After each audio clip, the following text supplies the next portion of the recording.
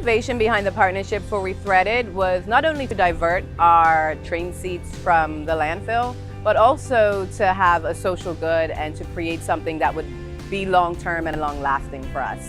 So when I found out that we would be able to not only repurpose the leather from our train seats, but that we would be actually helping to bring attention and awareness to an immensely important cause throughout the travel and hospitality industry, that is human trafficking, it was amazing. I said, this is great. This is exactly what we need to focus on and what we need to do.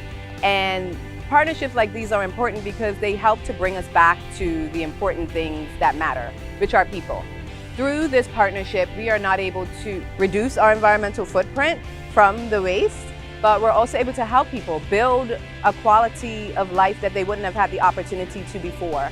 We're creating access and opportunity, which is some of the things that ring true to us in our mission and vision at Brightline.